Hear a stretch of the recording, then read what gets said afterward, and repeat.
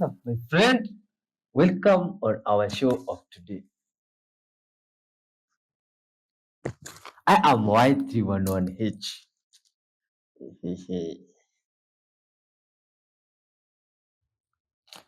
And today I'm with my bunny friends here, just like we do it in our episodes. Good vibes soul.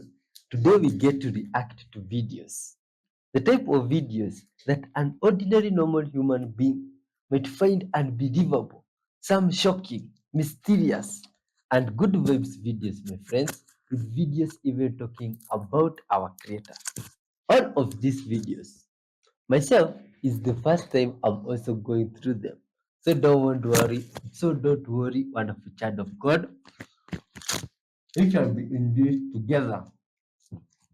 And just like you can see, with me, I have a variety of fruits. These ones are called keys. Some cabbages here, my friends. Good vibes. All of these are for eating as you react to the videos. But don't worry about yourself. If you don't have something to eat, and pass something to your soul there. But that will be in a minute. After I tell you about the no.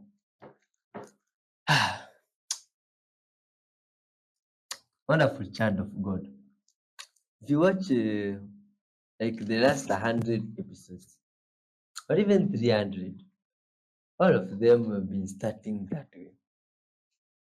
My friend, here we try to speak about love, peace, honesty, forgiveness. You see, the good vibes, virtues of humans. So, if you happen to miss the point in all the wrong intro that I've been doing, just know that those are the virtues we are always trying to talk about. And the reason I normally read from this book here, called the Book of Wisdom. Wonderful source, my friend. This one is regarded also as a holy book. It's not that I'm worthy of reading it, my friends, or too holy, but because I know that the information in this book, my friend, and with the help of our Maker, the Creator Almighty, we can impact the world with good vibes and peace. And today we are reading from Deuteronomy. Deuteronomy 31. Let me head there.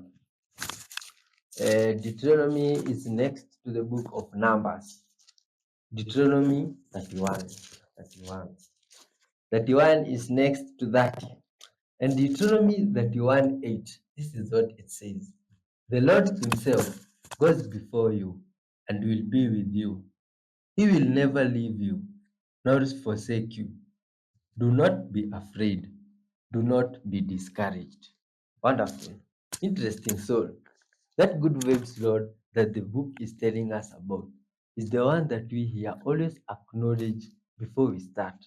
By a word of thanks for life and for the goodness and mercy. So let's do so together and prepare our hearts as we dive in. And as we take this minute, you can also pray for wherever you are from or give thanks for good vibes and life.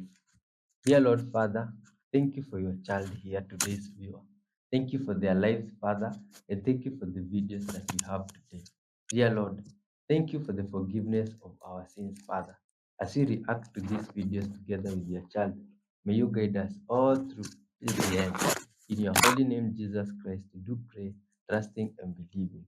Amen. Let's dive in good vibes. Peace till the end. Did you know that when they first invented the birth control pill, they actually had to add in a period week? Because they thought that women wouldn't take a pill that made their period disappear. They actually added in that placebo week of pills so that you could have an artificial period so it could feel a little bit more natural and familiar. But the period that you get on birth control isn't a true period. It's what we call a withdrawal bleed. And it's a result of taking a break from the hormones in your pill. Since the pill suppresses ovulation, you're not having a regular menstrual cycle, nor are you experiencing a natural period. The bleed is not connected to ovulation, but simply your body reacting to a drop in those synthetic hormones, which is why a lot of people choose to skip the placebo week altogether, and why it's totally safe to not have a period while you're on birth control, because it's not actually a real period to begin with. I genuinely don't think Americans are real people. Someone posted this photo of like the clearest image of the moon we've ever captured. And all the comments are from these Americans that are like, well, where's the flag then? if this was really the moon, we would see the flag. Just give me 1 second. The moon is 3,475 kilometers in diameter. And so in freedom units, that's almost 2,200 miles. The largest American flag ever made is 505 feet wide. So if you made the moon's diameter 21,000 equal chunks, the flag would be one of those. All of that to say, no duh, you can't see the American flag in this photo. Let's use some critical thinking skills for a second. To speed up a DC motor using a capacitor, you can place the capacitor in parallel with the motor. The capacitor helps smooth out the fluctuations in the power supply by storing and releasing electrical energy, which can help improve the overall performance of the motor. They're working on this person trying to save her life. And as I'm thinking that, I'm now standing at the bottom of her bed, looking up to her while they're working on her. And I realize it's me. And the funny thought was, I see me fully. And I see me there. And I had no connection to me at all. I knew I recognized myself, but that body had nothing to do with me. The next thing I realized is I'm being pulled up into the corner of the room, and now I'm looking down on what they're doing. And I'm sort of notating and fascinated, but not engaged in any way. And it was like, I have no business here. The next thing I'm feeling is I'm being pulled back and then pushed forward into darkness. As a kid, the worst thing that I dealt with was fear of the dark, because I never knew what was coming in the dark. There was abuse and trauma in the house, and so being fully in the dark was just too vulnerable, too overwhelming, the scariest thing in the world for me. And also being blind, because you can't see what's coming at you. And I thought, if I can just find one little tiny glimmer of light, one little speck of something to hold on to, I'll be okay. And as I see this one little spot of light, I think, whew, I'm going to just hang in with it, and it's going to be okay, and I'm going to be okay. And, I just worked that inside of myself. And as I'm staring at it, it's starting to get bigger and bigger and bigger, and it's coming closer and closer. And all of a sudden, it's everything around me. And I'm looking at the light, and I'm thinking, what is this? Because it was like clouds. The white is a color I've never seen before. It almost has like all the colors of the rainbow in it, but it's white. It has this glistening effect to it. It wasn't just light, it was substance and feeling, and it's all around me. It's all I can see, all I can feel, all I can experience. And I don't have words for it. How do you describe unconditional love? I don't know how to describe it. All I know is I have never felt so cared about, adored, cherished, safe. Anything you'd ever wished for to have in the world in that moment is what I felt. Satisfied beyond my wildest dream. And as I'm feeling this, I'm now moving through it, and it's parting. And all of a sudden I see these 2 rows of what look like monks to me in brown robes with the hoods up. And I'm like floating through them. And it sounds so silly every time I say it, that I'm floating. It was like something out of a movie. And I could just feel, as I'm going between them, I could just feel the love they were radiating to me. I wasn't that comfortable with men because of my childhood with my dad. And somehow these male energies all felt so loving and supportive. And it was like a healing almost for me, being in their presence. And as I get to the end of this row of monks, this one steps out and he says, and I always say he, because he felt all those good feelings of masculinity, he says, you cannot stay. It's not your time. And I'm looking at him, and in his hood being up, there's no face. It's black, but it's like energy moving. And there are little tiny sparkles of color or light or whatever that you see in the energy. It's nothing I've ever seen before, but it seems so normal and natural because he's speaking this energy through me and I'm responding to him through him. And he's saying, you cannot stay. You must go back. And I said, I have finally felt what it feels like to be cherished. You cannot send me back from this. I've come home. The one place I wanted to be in my whole life was here, home. I'm here. You cannot send me back. And he said, you have a child. You must go back. And in that moment, I'm back in my body. So I mentioned in a previous video about the Sphinx that people have been visiting the Sphinx from about the 16th century and on. Many of the earliest images we have of the Sphinx only really picked up the neck and above and often depicted the Sphinx as a woman. But this one right here is the first semi-accurate image of the Sphinx that was made in 1698 by Cornelius de Bruijn. But honestly, I want this video to be about the even more modern people who interacted with the Sphinx, mainly through photography. Probably the oldest photo that we have of the Sphinx is this one, which dates to 1849 by Maxime Duchamp, who traveled to Egypt to write a travel book that she later published in 1852. Now, while there was an excavation of the Sphinx in 1817, it didn't really uncover much, and there was a very significant gap until it had been excavated later in the 1880s. So the really interesting thing is, if you find a photo where the sand is all the way up to the Sphinx, we know that it is somewhere in between the 1817 time and the 1880s when it was first almost fully uncovered. I especially love some of the 1890s to early 1900s tourist photos where they are posing here in front of the Sphinx. This photo is a large group of infantrymen that pose on the Great Sphinx, though interestingly, in the very bottom corner here, the caption said that this comes from March of 1920, when, at least based on my research, it looked like it had been fully excavated at least by the late 1880s. So I either think that this label is wrong, or during the 1880s it was uncovered and then it was abandoned again from excavation until at least the 1920s, but I'm a little unclear on that timeline. I also love looking at early excavation photos, though whatever is going up here makes me very nervous. In these excavation photos, you can actually see the Roman stairway that had been uncovered. This was built during the Greco-Roman period as part of a larger Sphinx temple complex. Even more rare are some really amazing aerial photography where you can just see how tiny Giza is in comparison, and other different sites like this is going to be the Valley Temple of Khafre, as well as tons of other mastabas, but you can't even see the causeway, which literally runs right down here all the way up to the pyramid. It is still completely covered and unexcavated. I bet you've never seen this photo before. In 1942, sandbags were actually placed to protect the Sphinx against enemy bombs during the war, which you can see here supporting the chin.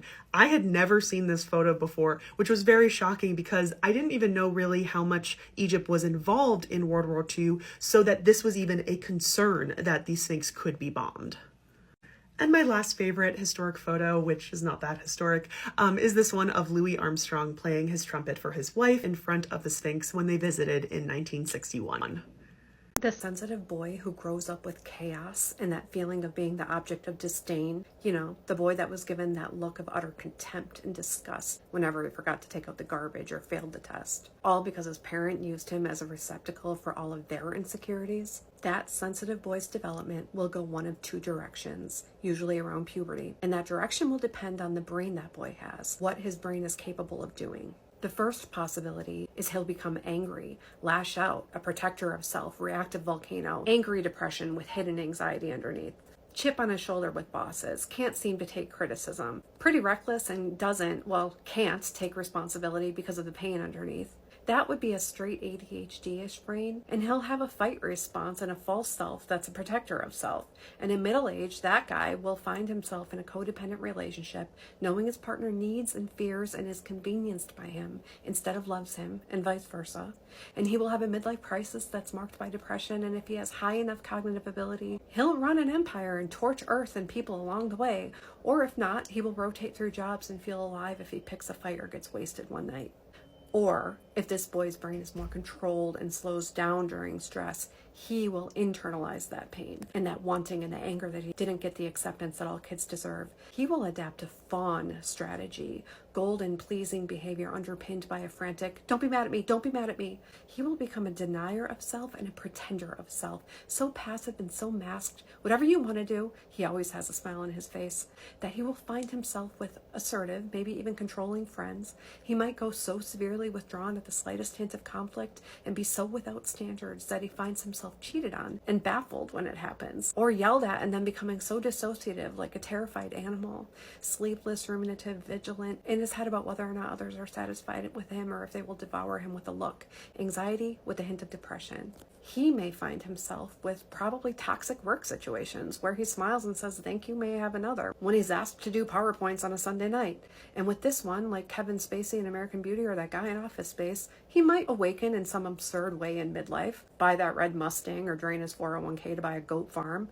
but in real life, probably not. And that first guy with that first path will be told left and right, you need therapy, but not be told you need trauma therapy. And unlike the first guy, this guy isn't obviously ruffling feathers. His wife loves how he always apologizes first, and even if she's annoyed with his passivity, she loves that she gets to make all the decisions. So no one says, hey, dude, trauma therapy and men's groups aren't just for war veterans. He just keeps slogging on.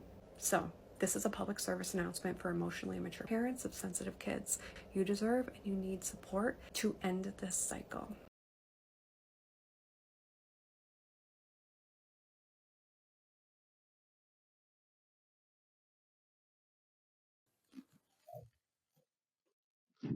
Oh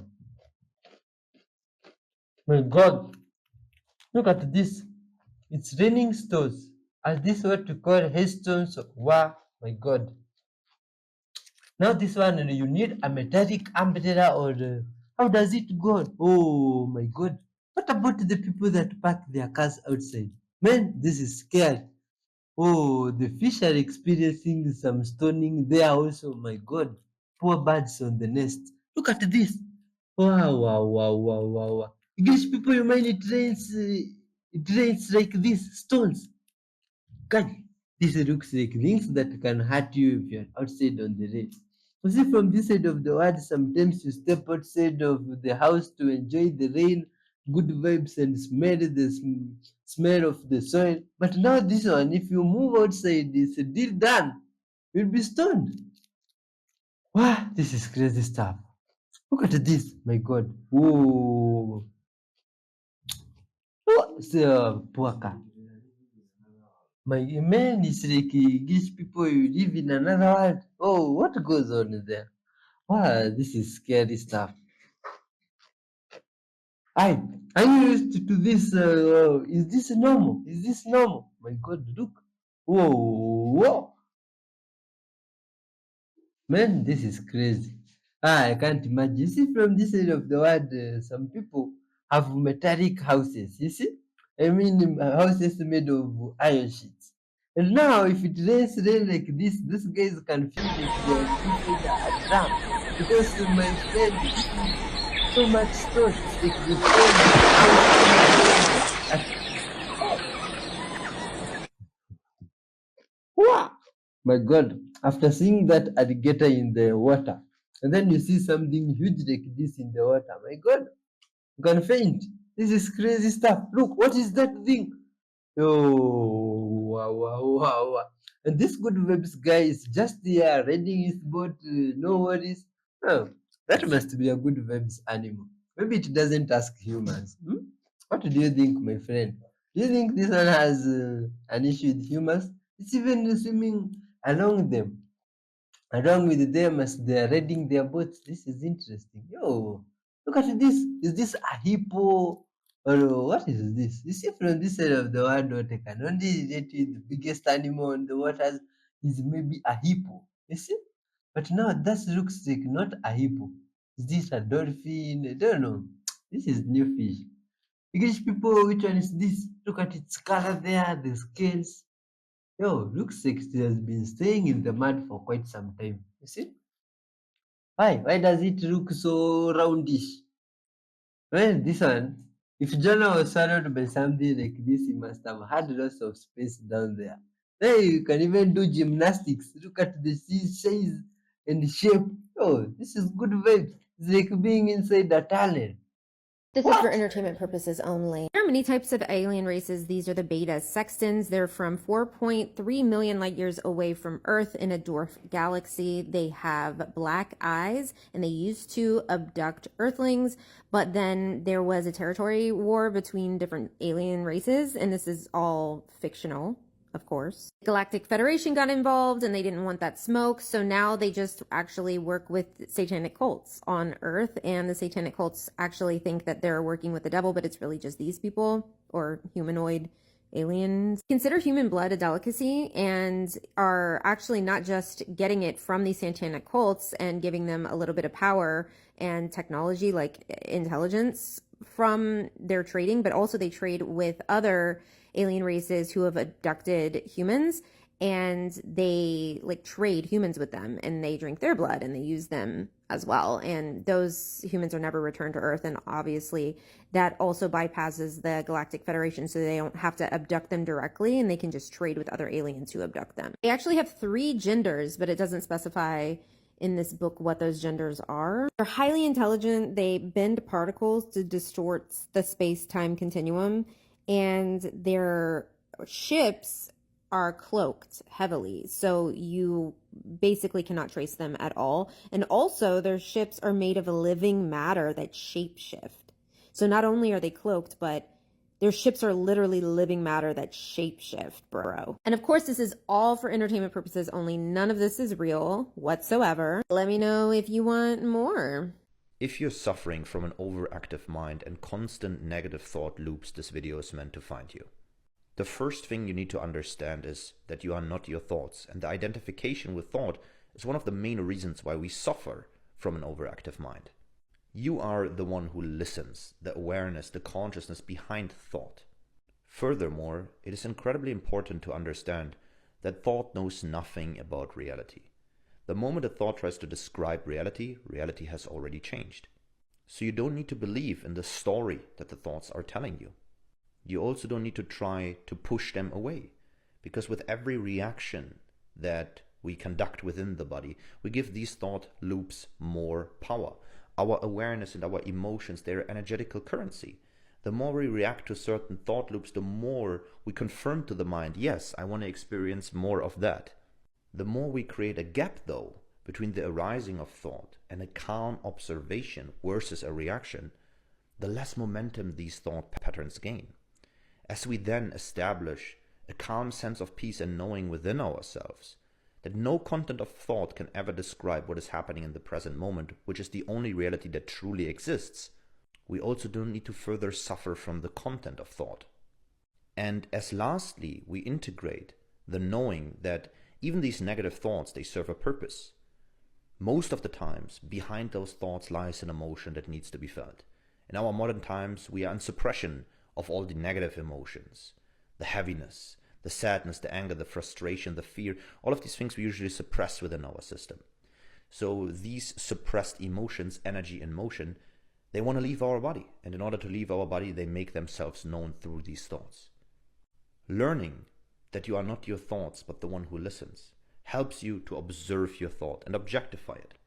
Understanding that thought knows nothing about reality helps you to not believe into the thought.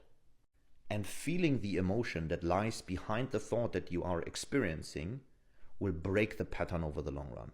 And now, even in times of turbulence, as long as you remember these 3 tools, you can remain present, you can remain observant, and you know that even this storm is going to pass. When the idea of doing things is a lot better than the actual experience of doing them, this can often be a sign that you might be living in functional freeze, and let me break this down. What this translates to at the nervous system level is two main things. Number one is a nervous system that is unable to take in cues of safety and believe them, which leads to number two, which is an inability to feel safe experiencing pleasure of any kind.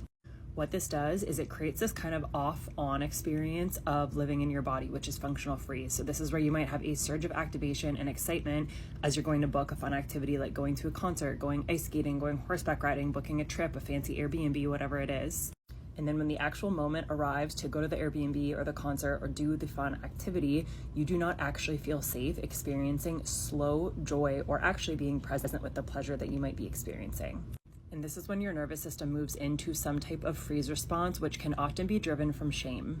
Healing really requires transforming numbness into safe presence. Today I discovered a new form of solar energy that is surging in popularity despite me not even knowing that it exists, and that's because it's focused on urban solar energy. What we're talking about today is balcony solar power, and it's exploding in Germany to the point where 1.5 million Germans have already bought these with cash without government incentives and installed them. It's not something we often think about because in America, when we talk about solar, we think about residential solar where you put the panels on top of your house, or we think about solar farms where they just generate and pump straight into the grid and it's like a big business operation. And none of these really apply to city dwellers that don't own their houses. They live in apartments. The condos might have rules. Well, balcony solar is extremely popular because you can install it often without any regulation, often without any rules, often in any space that you want. Mostly in most countries, the only restrictions they have on outside balcony apartment stuff is if the building is historical. But what's wild about this is that the panels can save 30% on a typical household's electricity bill with just these two, just on the outside of one apartment, which I found to be very, very impressive. Again, 1.5 million people in Germany bought these. Apparently, it's also extremely popular in Spain, where 2/3 of the population live in apartments. So people are installing these not necessarily because they really love the environment, but it just saves them money. It's saving them 100 to 400 euros per month, depending on the era, and it only has $1,000 installation cost. So your payback period is just a couple of months, in many cases less than a year.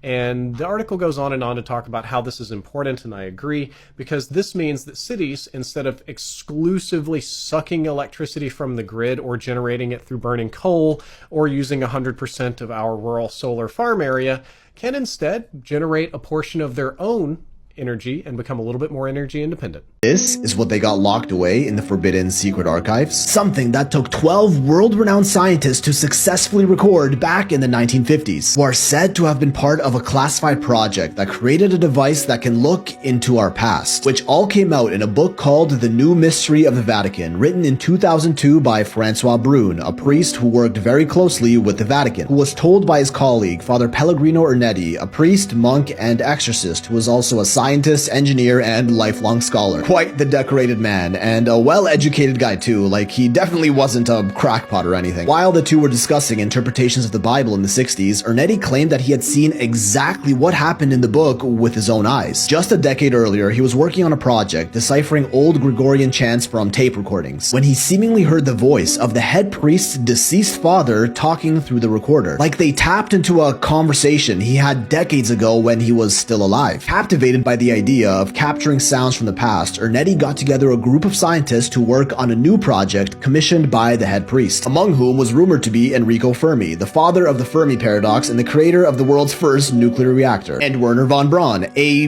German aerospace engineer poached by the US who ended up as a key director during the foundation of NASA. Once again, quite well-educated individuals. Together, they worked on a machine called the Chronovisor, capable of harnessing electromagnetic sound and light waves emitted from the past, and convert those signals into pictures and audio on a cathode ray monitor that allowed us to view the past on a TV screen. According to this work, light and sound continue to exist as residual energy long after the events that produce those lights and sounds have happened. And if we can somehow capture those waves and rearrange them in the sequence that they happened in, we can literally watch the past. Sounds impossible, right? Well, you actually kind of have your own version of a chronovisor at home that you use every single day.